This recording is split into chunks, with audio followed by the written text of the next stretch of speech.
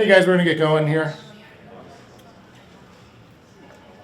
So I want to welcome you all to the New York Farm Bureau sponsored breakout session. I'm Mark James with New York Farm Bureau.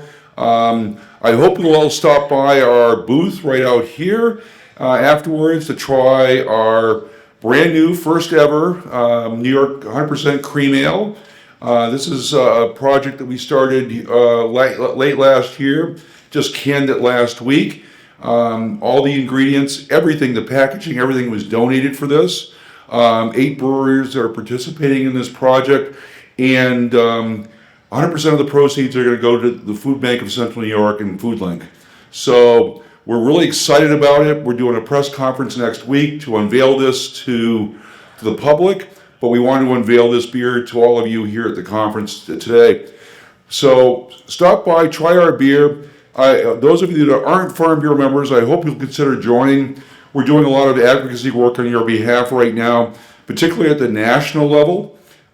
We came out with a statement last week on the tariff issue, and we cited in our statement not only farmers are getting hurt, but craft beer folks are getting hurt by the tariffs as well. So we're really working hard to roll those back for you. At the state level, one of our priorities this year is to allow breweries to sell New York breweries to sell their product at farm markets within a 20-mile radius of your tap room. So it's get you another outlet for your beer. Right now, wineries can do it, but cideries, distilleries, and breweries cannot. So we want to give you that same privilege that the wineries do. And then we get involved at the local level, involved with some zoning issues and helping our Farm Bureau member breweries out. So stop by our booth and try some of our beer, and we can talk some more. Thank you.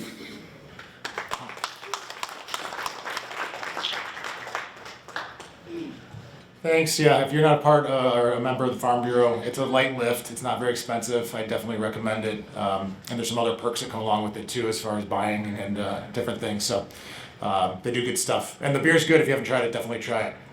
But on to the show. My name is Jeff Ware. I'm president of Resurgence Brewing Company out in Buffalo. And I'm going to be introducing Josiah Brown today, or the New York Beer Sherpa, as he's called, the former chair of the New York State Tourism Industry Association. Josiah has logged over 900,000 miles throughout New York State and 47 states of America over the last 21 years, working to help destinations better leverage their visitor economy for community vitality and growth. As president and CEO of Famous Destination Marketing and the founder of New York's Best Experiences, he is a sought-after consultant, speaker, and expert in destination marketing and management. His life goal is to always be inspiring people forward. Thank you. Don't believe any of that. I wrote it. Just like that. This is the I keynote probably 20 conferences a year, probably do 10 or 15 breakouts a year. This is the only conference of the year that I can do that. Cheers, everybody. Cheers. Cheers. This is from Drowned Lands, which is Orange County, New York, the OGOC, the first Orange County in America, where I'm from originally. That's super cool. Thanks. Thank you. All right, put that right there. Here we go. We're going to talk about first-time visitors. So I just spoke in Minneapolis, I just spoke in Indianapolis, I just spoke in Toronto, and I walk out there on stage and there's 600 people, and I say this: "Hi, I'm the New York Sherpa. I'm from New York."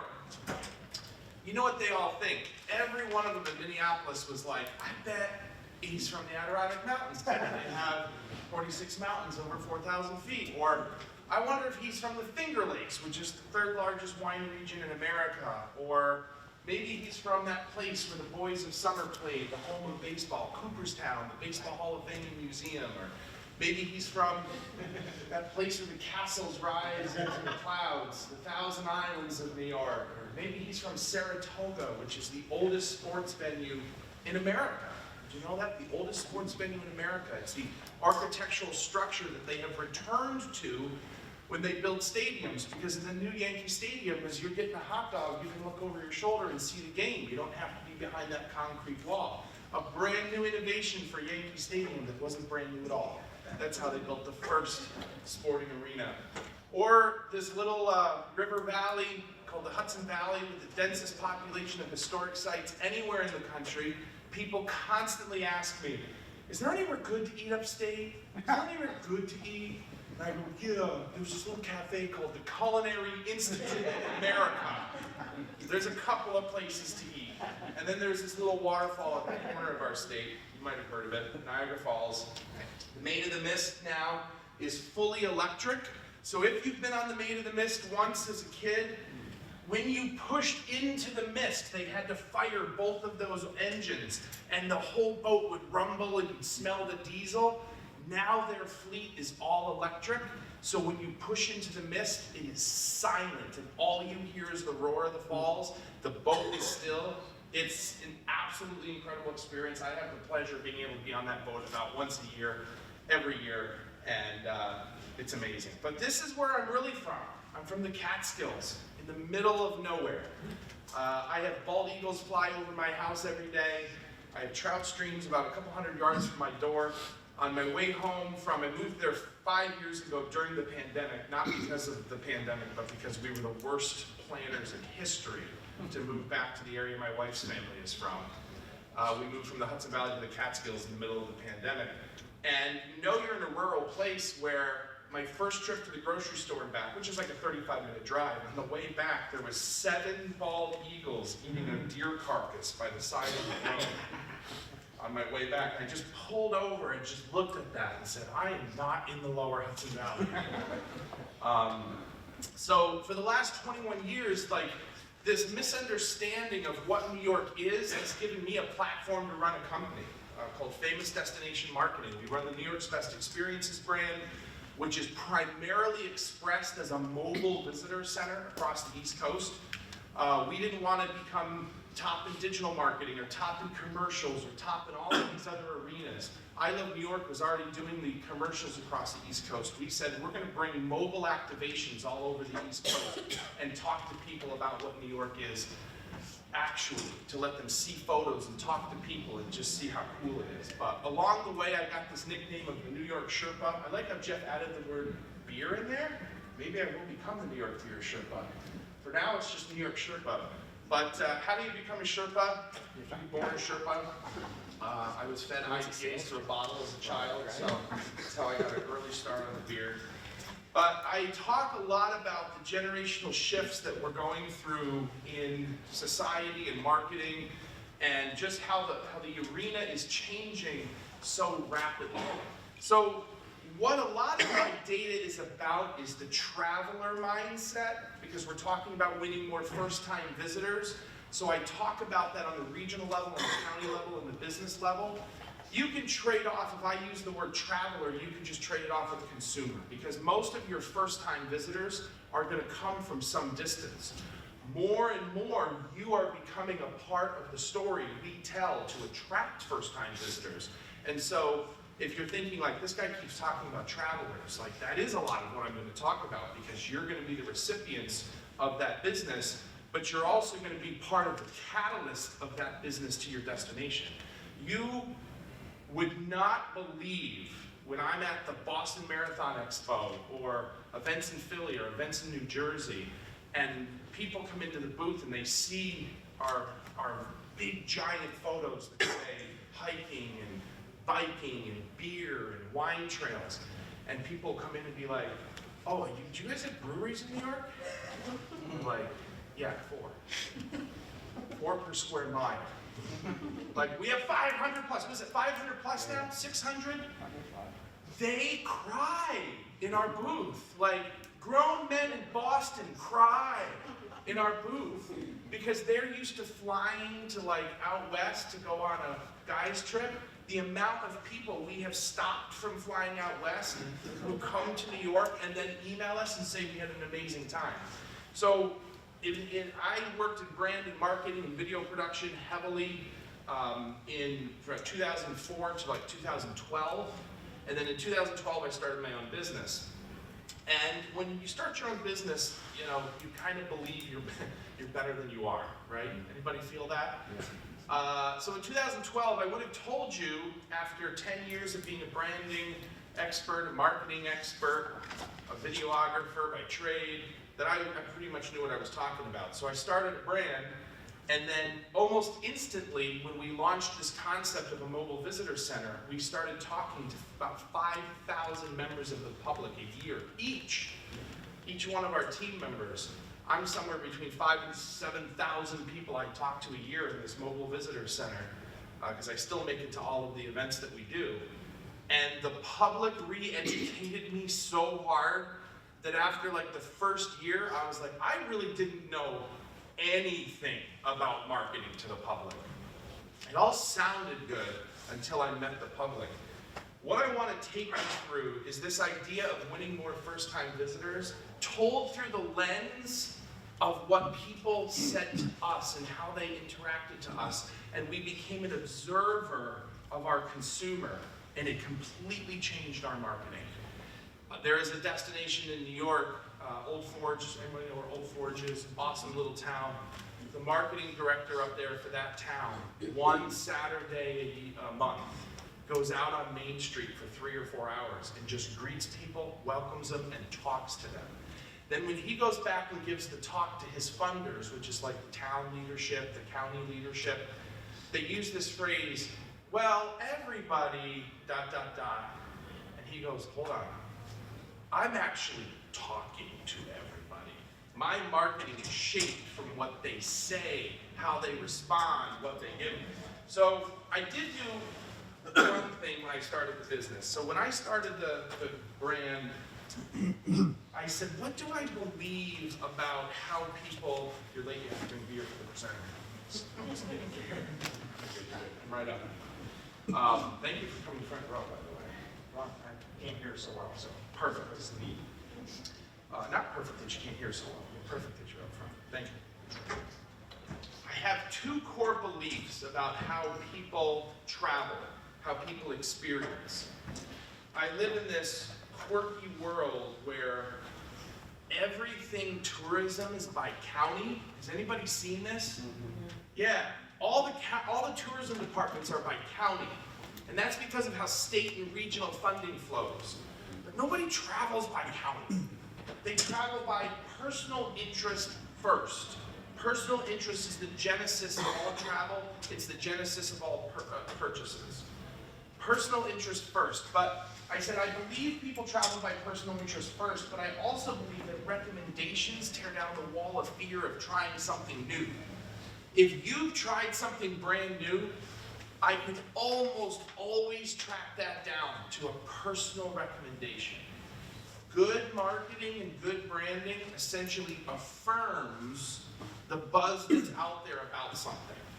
Personal recommendations really drive a lot of this. So we said, if that's what we believe that people travel by personal interest first, and then they travel by the power of recommendation, could we actually turn that into a brand? Where we say it's New York's best experiences, and then what kind of traveler are you? So what does New York's best experiences mean? It doesn't necessarily mean your business, your business, your business, or your city, your city, your city. It means hiking, biking, paddling, wine trails, craft breweries. If nobody thinks that those are actually New York experiences, let alone best experiences in New York. But I can give you like life-changing recommendations for every single thing you love to do. We talk about, I meet people at events in New England for fishing. They're like, oh, I'm big into fly fishing. You ever been to Roscoe, New York? Trout Town, USA? They're like, never heard of it. I'm like, then you're not that big into fly fishing. Because it's got the Beaver Hill and the Willowweeman, right? The Upper Delaware, the legendary trout waters. The Fly Fishing Museum is right in Livingston Manor, 10 miles south. So these are the kind of conversations we wanted to have with people. What do you love to do? And we'll give you a recommendation to where you can do it. So we wrapped up my vehicle. We call it the Sherpa Mobile. The downside of wrapping a vehicle is that you have to stay under 85 on the highway. Because once a month somebody sends me a picture of me driving past them. Oops. We built a mobile visitor center, and this deploys inside and outside, and I'll show you some examples. But keeping to the philosophy that people travel by personal interest first. If I put up signs that said Cooperstown, Lake Placid, Saratoga, most people in the markets we go to don't know what that is. Keep that in your mind, because we're going to come back to that. The largest message are things. I know what these things are. Obviously, this is an outdoor show, so we have rafting, fishing, paddling, hiking, biking, and the booth goes on. They come in and say, tell me what you have on hiking. Tell me what you have on. We purposely start with the personal interest, and then we answer those with destinations, and then we have giveaways to give them to remember that destination. That's how we kind of built the flow. And we deploy inside, like I said, outside. Those are the navy blue angels. You may have seen us at Bright Vibes. We've been in the 2 years that Bright Vibes happened with this association. We deployed at Bright Vibes. This is us at the Boston Marathon Expo. That's the craft beverage banner. It's like moths to a flame. And yes, we are orange for that very reason. And we also have our own mocktail bar because it's impossible to actually serve drinks most of the events we go to. But we build these New York State themed mocktails, and we take it seriously. We use like distilled non-alcoholic spirits. We mix these things up. They're usually some of the best cocktails people have had, let alone being a mocktail. With our mixologist Drinks with Lucas on TikTok. He's sort of TikTok famous now. I have a brother who's TikTok, it's my brother. He's TikTok famous now. It'll real go to 1 million, and then you just can never talk to him again. It's just unfortunate how you lose friends and family. Okay, so 3 principles that we pulled from the public. These are not my genius. This is the genius of the groupthink I get to experience all year of the public. 3 enduring principles, and I'm going to tell them through the story of a place I call Belgiumville. I had to start doing this because when you speak to the travel industry, everyone knows where everything is. Like everyone in the travel industry, you take a blank map and fill everything in. The rest of the world has no idea where they're at. But the travel industry does, so to make these examples, to make these principles, I had to create a fake place called Belgiumville. Let me tell you about Belgiumville. Belgiumville is a gorgeous destination that has a very particular thing that they're famous for. Every day, 365 days a year, all the time, 24 hours a day, at stands all over town. You never have to walk more than 100 feet. There's little stands with free Belgian beer and free Belgian chocolate for every visitor, all day, all the time. Okay?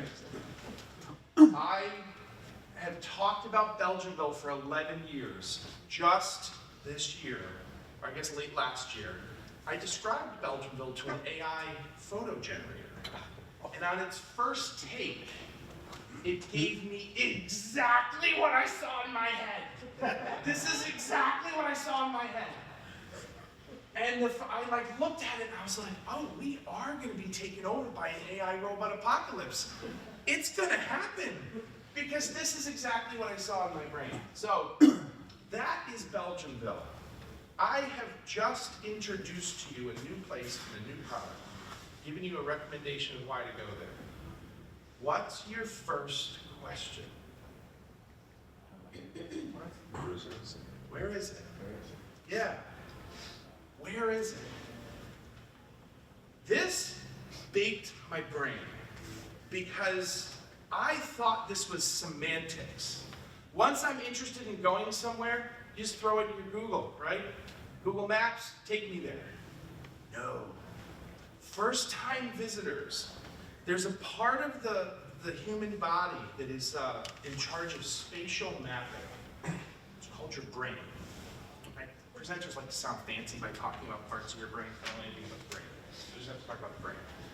Now, spatial mapping is this thing that is a part of the subconscious of knowing where something is brings you a higher level of comfort. Why do I know this? Because I had to research it. Because we watch people's body language in our mobile visitor center. And people would come up and they would pick something up and go, put it back down. Something clearly just happened there. They picked it up, they're interested in it, they're excited, they put it back down. We slide over and say, can I help you with that? Yeah, where is this? Because I saw they had a water park that looked awesome. You're not holding it anymore. And I'd say, oh, that's about 4 hours north in the Adirondacks. It's on the western side of the Adirondacks. Little town called Forge, Enchanted Forest Water Safari. It's literally like a water park in the woods. And they have a little storybook village for the kids, a family circus in the back, and they pick it back up and go, oh, I love that. But their first question was, where was it? So then somebody talks about fly fishing, and I tell them Roscoe. Nothing. 2 famous trout streams into late August. Fly fishing museum, breweries, distilleries, craft beverages, cool inns, cabins on the water. Nothing. Where is it? Then I would say, as you run up the Delaware River, coming out of Pennsylvania, where it meets New York, just as you're heading up into the Catskills, it's really that first big entrance to the Catskill town on Old Route 17. Oh, that's so awesome. Now I'm talking to them in Philly or Boston or Hartford, where they're far enough away that you'd think distance mattered. Distance does not matter. But where it is so important. And we watched this over and over and over again. We have a whole philosophy now of how we talk to people in the booth. And the first thing that we talk about is, where is it? Getting to someone to understand where you are is so incredibly important. Even to the point when I'm making recommendations to friends in my own county. Does anybody know Awestruck Ciders? They're out of Sydney and Walton. So that's where I live in Delaware County, and I'd be telling my friends about this cidery that my friends own, and they opened a second location. Nothing. And I'd tell them exactly where it is, and exactly where in the town it is, and suddenly they were interested. It's this spatial mapping thing that our brain has, that once we know where something is, we're more comfortable in exploring it as an option. And I missed this for 10 years. It's also distance plus sense of place. You can't say 20 minutes, an hour, 2 hours, 3 hours. You have to build distance plus sense of place. Remember how I said, as you follow the Delaware River right to the base of the Catskills where New York meets Pennsylvania? These are important things. So we've started to encourage people to use knockout maps as often as you can. Certainly in my industry with travel guides, it's a norm, it's a requirement, but there are still like 10 travel guides produced in New York State that from cover to cover never tell you where it is.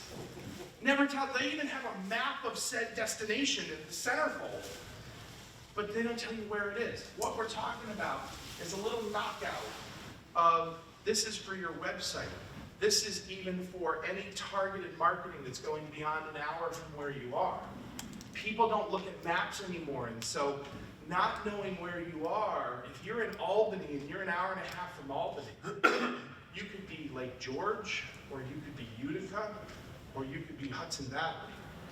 That these little knockout maps, why do I encourage people to use these little knockout maps? And even sometimes a little illustration, sometimes you can put it on the back of a rack card, you can put a little wireframe on the front of a rack card, you can put these on digital ads, you can put this at the top of your website. Why? Because it became the most significant element of getting someone to choose you for the first time. When we're choosing something for the first time, where you are is psychologically at the top of the heap. And we learn this, I get to experience this 10 times a year in this mobile visitor center. I live in a world where I know where all the regions are. We never want to assume that people actually know where we are, because if you ask people about New York, that's what they think. And then 20 minutes to the west is Niagara Falls, 20 minutes to the northeast is Cooperstown. If I brought this map to an event and said, yeah, this is New York State, all the gaps are lakes, they'd go, oh yeah, and then they would proudly walk up and say, I know that's Lake George. Like, people just don't know where stuff is. So, use the map and the where we are principle. And you guys are sometimes at festivals and events. This is something festivals make a foul on constantly. They announce to a 5 or 6 hour radius this festival and give you this address. And there is a psychological, you can feel this, you'll see this in marketing now. Look at the next event you get interested in, and just know you don't recognize the city they're saying. it's in Levittown, it's in Collinsville. You're like, huh? It's in Belgiumville. Huh? Where is it? Lesson 2. This I kind of demonstrated a little bit already. Personal interests trump your brand name first. Because I do a ton of brand consulting. It's my background. And when I talk about brand consulting, most of what brand is a loyalty tool, right? Brand creates loyalty. Brand is a promise. It's an emotional reaction. Every time I say something, if I say Apple, Starbucks, Chevy, every one of those brands is evoking an emotional reaction to you that you're either going to trust or not trust. You're going to love or not love. It becomes a promise. And the ecosystem of that brand that you have built is a promise. But it's really built for loyalty, rememberability, return business. At the first time visitor, they have nothing. They might have a recommendation, which is what set the seed. I had, we give stuff away in the visitor center, and we had this awesome restaurant open. They had a restaurant, they had 20 guest rooms, they were right on a waterfall, they had this famous chef, and they give us this rack card with the logo of the brand new restaurant and inn on the top of the rack card. And they're like, this is who we are. I couldn't give these things away. They were just fire starter, campfire starter. Nothing like the smell of aqueous coating around the campfire. And I called them and I said, you gotta send us a different brochure. And they said, what do I do? I said, put your logo at the bottom, put a little wireframe map in the middle, and put Foodie Escape at the top. As soon as we had Foodie Escape at the top, I couldn't keep them in stock. Because everybody in a mobile visitor center sees something that says Foodie Escape, moths to a flame. We get so deep into thinking about our brand, and we should. I talk for hours on that. But really, what you are as far as personal interest. What is this that I'm putting up here? These are the top things we are asked about proactively in our mobile visitor center. And it's actually, hiking is number 1, and craft beverages is number 2. I didn't actually rank these. It should be craft beverages and hiking. Those people just walk in and say, do you have something on? It's really interesting information. Because not only are you the number 2 thing that's asked when people come in, but you're also paired in their brain with hiking. So there's something to play with there, because you're all near hiking trails.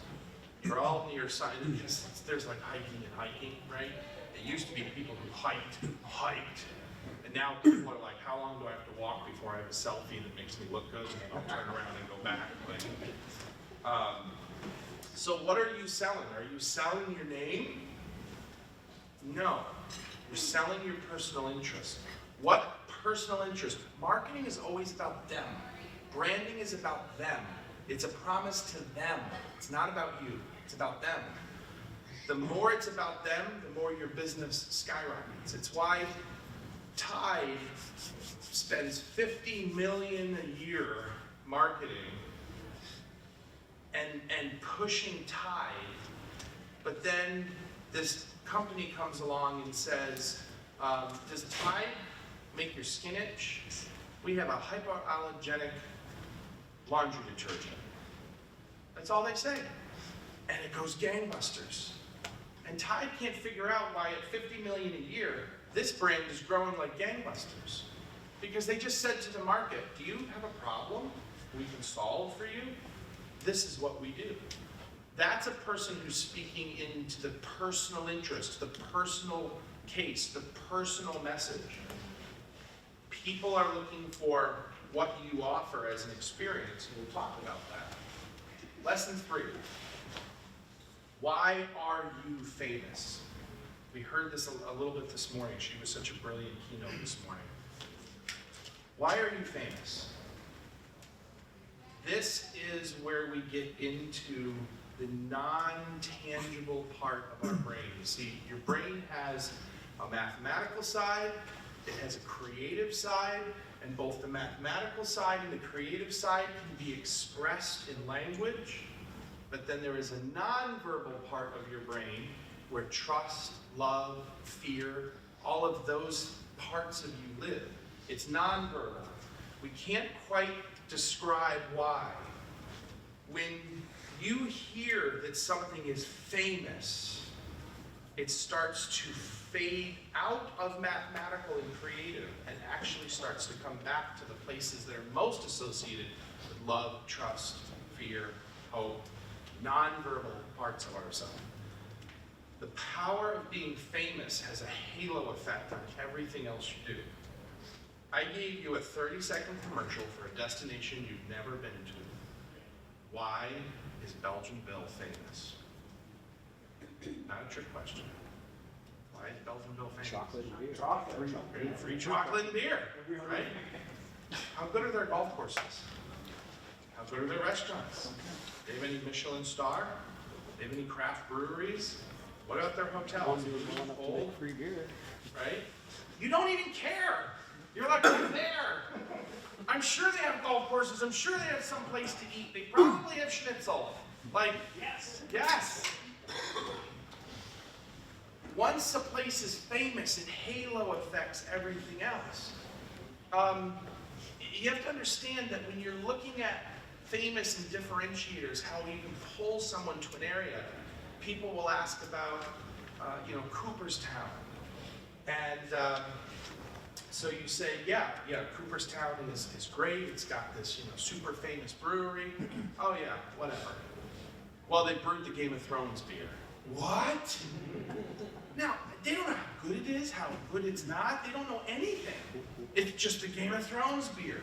This is how we start programming people's minds, is that you'll notice when you travel somewhere, they have the longest, tallest, furthest, highest, these adjectives of why it matters, why it's famous. It's all because that part of your brain associates with it that way. It's the whole reason there's celebrities in movies, right? Somebody wants to write a movie, they pitch this script, the script is great, they see it, they're like, if we make this movie, it's gonna be action, it's gonna be drama, it's gonna be romance, it's gonna be comedy, this is great. Plunk, 2 A-listers, 2 B-listers, and then we're good. That's literally how they build the budget. We just need 2 A-listers, 2 B-listers, and then we're good. That's how they build it, because when you go to see the movies every weekend and the posters change, you just look down the posters and, oh, Matthew McConaughey, oh, J-Lo. You don't know if that script is good, if the director's good. It's the power of famous, and they literally have built the entire movie industry off of that. Who are your 2 A-listers? What are your 2 A-listers, and what are your 2 B-listers? The power of famous is incredible, because the narrower your focus, the broader your appeal. The narrower your focus, the broader your appeal. I want this on my tombstone to say, stop saying something for everyone. Stop saying something for everyone. Something for everyone is the one-size-fits-all t-shirt they hand out at the beginning of the 5K, right? That's something for everyone. We don't want something for everyone, and I'll show you why. Because I camp, I've got kids, and I am a camper. Imagine that this is a campground that's marketing to me. If I read this, or more importantly, if somebody is defending this ad to me, well, tell me what's wrong with this ad. It's got all the high points of what you look for. I read this ad and I go, it's not bad. This tells me this campground exists and they have what I look for. But the problem is that this is how then you go to market. Now I can't tell anyone. There's 8.5 billion people on the planet. This campground only needs 200 of them a weekend. So what about if we know that people buy by personal interest first, if we become the #1 campground for hikers who want to camp at a place that has hiking? What happens if we're the #1 family campground? You just went from one area of my life into the other area of my life. What happens if we're the fishing campground or the fully wooded camp in the woods campground? Now you look at this, it's a siren call so much stronger. This is where people could not figure out what was happening with Starbucks in the 90s. They have this little store on the corner, and you walk in, the whole place smells like coffee. There's giant photos of Guatemala on the wall. They got like creepily happy people behind the counter, and they're making this like beverage, you know, like the only time as a kid you ever had a coffee like that was at the Italian place that asked you if you want cappuccino at the end of dinner. Like that was the only time I had a beverage like that as a kid. Then all of a sudden Starbucks starts to explode and there's a line out the door and you go in there and you're like, all right, I'll buy it. And you go and get a $5 cup of coffee and it's just too bitter for my palate. And everybody in line's like, it's too bitter for my palate too, but don't tell anybody. They get the cup and they hold the logo out. In the early years of Starbucks, coffee aficionados couldn't figure out what was happening because they're like, nobody likes this stuff. But everybody wants to buy it because it was unique, it was an experience. Dunkin' Donuts was out of their mind. They're like, in every survey, people say it's not their preferred drinking coffee. We have literally spent millions of dollars to get the flavor everyone statistically says they love. And we sell it for half the price. And they're killing us. They're killing us. You used to get coffee for 50 cents at Mobile in a styrofoam cup. Like that was coffee, and then Starbucks comes, why? What did they do? They said, we're so unique, we're so special, we're so world class, we're so steeped in the European tradition of coffee bean roasting, you might not like it. Like, Nebraska launched a campaign that said, Nebraska, it's not for everyone. And their numbers went up. It's cookie jar, right? Oh, I don't know if this is for you. Oh, I gotta have it, gotta have it. So it's about, this is what differentiation means, is that you're not just saying I'm different, you're specifically going after something that is special and people want to feel special. The narrower your focus, the broader your appeal, because people are spending their money on experiences, not things. Experiences, not things. What Virginia is for? What happens in Vegas? They actually amended that one. It ends up on Facebook now. People don't consider their valuable time and money at risk if you're famous for something. Be famous for something. So, where are you? What exactly am I going to get? What's the promise? Why are you famous? You better be famous for something. You better be famous for something. My friends at Awestruck, they have a particular type of cider that they make. They started, which is a very sugary cider, right? It's for that cider drinker. But they are aficionados. They know how to make cider. And so they decided to launch like a more really, really dry one with some hops in it. Not the type of cider I drink. Well, Patty, the owner, my friend, says, oh, but this one hops is famous. She starts telling me about this hop. You all would know, I wish I could remember it, but you all would know exactly what she's talking about. Next thing I'm drinking this cider.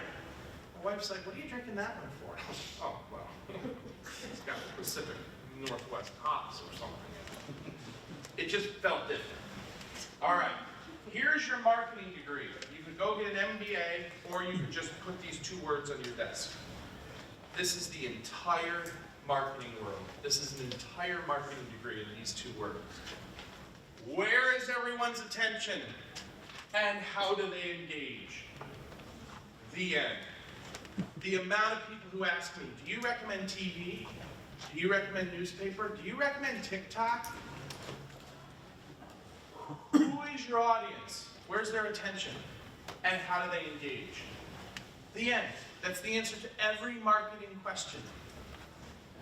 If you are on TikTok, and then you just dump that same reel to Instagram, and then you just dump that same reel to Threads, and then you just dump that same reel on Facebook, you're not watching how people engage. You're not watching the demographic differences and the age differences of each platform. Where is the attention and how do they engage? Think about that. People are buying authenticity and experiences. It's unbelievable now how much people are buying experiences over things. This is the mark, and we're going to talk about generations here. But that's where when we think about our product, Julie said this morning, you have to sell more than beer. She's right. You have to sell an experience. You have to sell engagement. You have to sell things that are interesting and unique and famous and surprise and delight. I go to most of the breweries that I go to for the brewery experience. Right? I love beer, so I can pretty much drink any beer there and have a good time. But a lot of the local places I have incredible local beers now.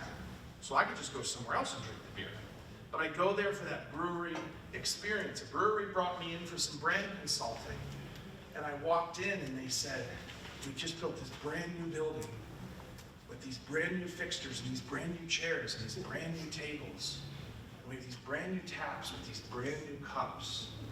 We're having a hard time getting people here. It's like, yeah, because everything's brand new. It doesn't feel quite right. Somebody's got to rip some tin off a barn and screw it on something. You need something like authentic here, like there's not a connection here. So they brought in virtual axe throwing and virtual golf simulators, and they started bringing the brewers out to talk to people and tell some of the stories. Get that beard length down a little bit. All right, let's talk about the generations. Who are we actually going to be seeing in our experiences and in our destinations? Frustratingly, every one of these generations thinks different. These are approximately the breaks in when they say boomers, Gen X, millennials, Gen Z, Gen Alpha. These are approximately where we're at. And we're going to just go through these quickly here while I land the plane. Baby boomers. So, the youngest baby boomer this year is 61. They are the youngest 61-year-old we've seen yet. Like, when I think of my grandfather, right, he had a drooping face and gray hair, and he walked with a shuffle. I just realized he was 55 when I knew him as that. Like, these younger baby boomers are, the average baby boomer is really closer to their 70s now. And that 60 to 70, it's the youngest generation we've had from 60 to 70, so they're functionally about 50 to 60. Once you're 80 plus, you just want to run for Congress and president. So don't worry about that. They're too busy campaigning. Worry about the younger baby boomers. But here's the thing with the younger baby boomers. Just give me the permission to speak generally, because as soon as I say it, you're going to say, Earl's not that way. I know Earl. Let me speak generally. In each of these demographics, give me the permission to generalize, because that's what's helpful. Baby boomers are on average worth $2.5 million. They worked very hard when they were young, and they saved, but their hard work was 10x of what hard work is now. So they have $900,000 houses and $3 million retirement accounts, and somehow this is too expensive. They want branded, cheap, rice-based beer. My parents, they go on vacation and then they go to a supermarket to get their food. And I tell them, you should eat at this place. It's famous for their beef carpaccio. And they're like, we looked, it's like $25 a plate. I'm like, $25 a plate? That's my appetizer. And they're like, oh, that's why you don't have a house. I was like, avocado toast is why I don't have a house, right?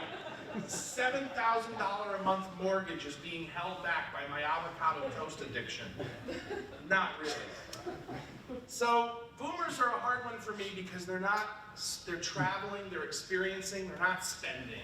So I don't spend a lot of time on this as it relates to the experiential or travel audience. There's other audiences for them. So we're going to look at each of these demographics as it relates to how they will do in the upcoming robot AI-powered zombie apocalypse. We've already established there was a robot AI, an AI robot zombie apocalypse coming. So how will the baby boomers fare? I asked AI to give me some help here. The initial wave of robots is going to be held off because the boomers are going to meet them first and just start complaining. And the robots are going to be confused by that for a minute. So, but they're not going to help us stop the robots. So we have to look to the next generation down, Gen X. Gen X is what I call Gen Stuck. There was a promise that was kind of made to our generations as I was growing up. This was a mantra that you went as far, you did as well as you could in high school, you went as far as you could in college, you graduated, you got into a company, you put your head down, you bought a house, you got 2 cars, you had 2.3 kids. It's America, damn it! Like, this is what you do. And so Gen X was already, my older siblings were already well into this. You high school, college, job, head down, work for a retirement, try to get management, house, kids, cars. And then the world literally went upside down. I was 17 years old. 9/11 changed the world. Housing went underwater, companies went under, we watched people fall to balance sheets and get fired, the economy was rocked in a major way. And like, millennials watched this, and Gen X was already in it, but everybody said, don't worry, don't worry, don't worry, don't worry. It's all gonna come back. This is a once in a 100-year experience that you've had. This may have rocked you. It was the first time fear and terror and uncertainty entered my mind at 17 years old. Anxiety, they talk about this generation that has a lot of anxiety. Depression is really wrestling with the past. Anxiety is a fear of the future. Why do you think a demographic of millennials and Gen X has a fear of the future at a higher level than previous generations? Let's talk about 7 short years after 9/11, the Great Recession hits. Wall Street collapses and everything goes upside down again.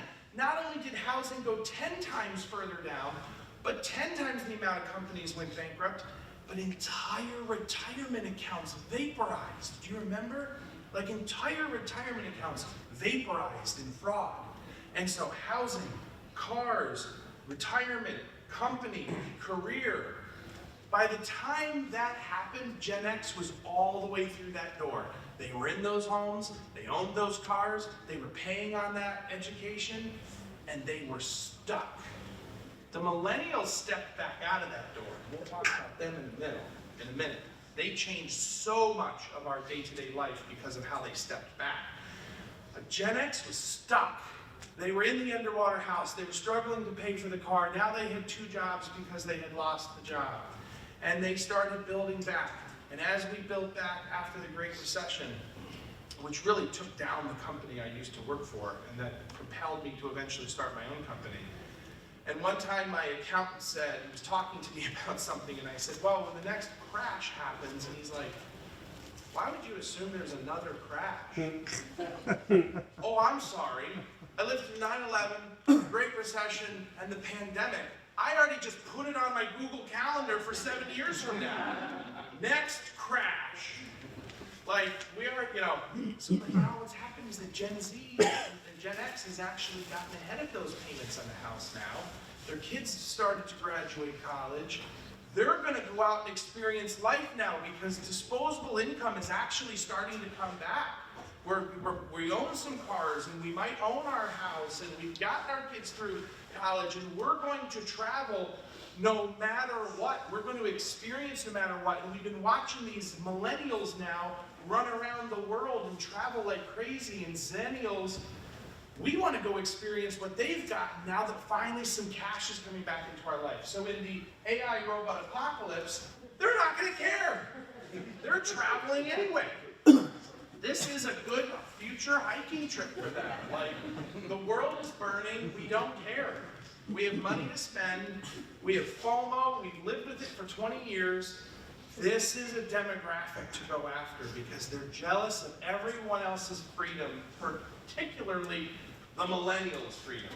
They're jealous of the millennials' freedom because the millennials stepped back out that door and said, we're not going to get the house, we're not going to get the cars, we're going to travel, we're going to see the world. We're going to find every craft brewery, every hiking trail, everywhere that sells espresso, everywhere that has avocado toast. We're going to find it in the whole world. and we're gonna stay in somebody's third bedroom down their hall for $35 a night. They literally birthed Airbnb, they birthed Uber. They have really fueled the craft beverage movement because for them, it was a quest for relevance. It was, I want something to be local. I want it to matter. I want an experience. I want to know there's a story, there's a humanization. And people have picked on that trend. And I'm like, do you realize what these people have seen in their short lifetime? But I'm 41. I'm technically a millennial. I took a Facebook survey and said I was a millennial. 72% millennial. How would they figure that out? But in my little short lifetime, imagine what I've seen. Imagine what I've seen. 1 in 12 millennials left a job to not cancel a trip. Think about that for a minute. The experiences that we go after are part of how we're managing that anxiety. There is a fear of the future. There is a fear of the unknown. And once it gets into your subconscious, it can manifest in all these different ways. Yes, I watched the world end 3 times and come back. That changed how I thought. But it also will manifest in other areas. So for them, experiences are, enjoyment is the antidote to anxiety. Enjoyment is the antidote to anxiety. Sell them enjoyment. Sell them an experience. Give them a break. We're going to talk about how millennials will help us with the upcoming AI robot apocalypse in a second. But then we're going to talk about centennials real quick. You're going to know about the AI robot apocalypse because the centennials will be live streaming it on TikTok. So it's a reason to get TikTok. If you don't have it now, you will have a heads up. This generation, the oldest is 25 this year, they are marked by wanting to see that something makes a difference. That the product you buy helps the world in some way. Think about that. You know, when Tom's shoes came out, for every purchase you made, they donated a pair. This is the idea. Think about if you're dealing with local farmers, if you're helping your community in a way, if you have ingredients that are changing the world, if you have an ethos or something that is helping, your business has a double or triple bottom line that yes, you're a business and you sell experiences, but also we help the local animal shelter, our ingredients help the farmer. Put posters up about this stuff, because that's part of what Starbucks did, right? The posters of the people that were growing coffee, and they said we pay them more than any company in the world, and then we demand that they have labor standards. And it was the first time labor standards had ever hit bean picking and roasting. Tell them how you're impacting the world. That's the mark with them. Gen Alpha, we don't have to worry about Gen Alpha. They're 13. The oldest one is 13. I asked AI, what will Gen Alpha do in the AI robot apocalypse? AI self-admitted they were coming up with Gen Alpha-sized robots. I was like, I'm listening. So the longer you stare at these, the more terrifying they become. All right, millennials. I'm glad to report that millennials will be the ones that defeat the AI robots. Woo. Yeah, it's us. We're going to do it. And I'll tell you why. We've already learned how to kill viruses that we self-imposed into our own computers. I would give my computer virus after virus after virus, just trying to get the last song of the album. We also learned how to code in CSS if we were a friend of Tom. If you wanted the purple that Prince used, not just purple, but the purple that Prince used, you had to learn something called cascading style sheets. I still don't know what a cascading style sheet is, but we learned it to customize our MySpace profile. But more importantly, we all faced a two-horned devil once before and defeated it.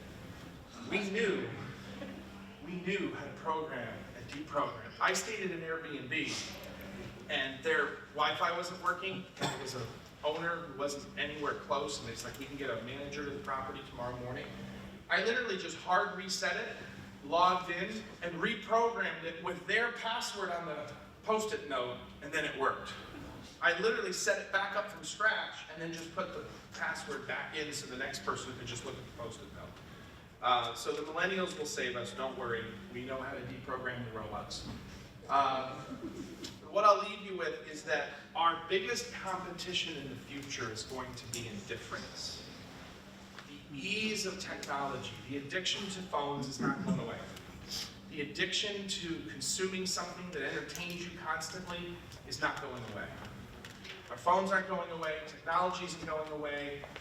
Even in the videos and the shows that they produce, you know, going back to my production background, you usually held on a scene for 5 to 7 seconds. Now we don't hold on a scene for any more than 2 seconds. Everything is more immediate, everything is faster. So because of the way that our brains, humanity's brains in the arc of humanity, at least 10,000 plus years old, we're only 20 years into our brains being fed the dopamine that they're getting right now from our devices. We're 20 years into a human experiment.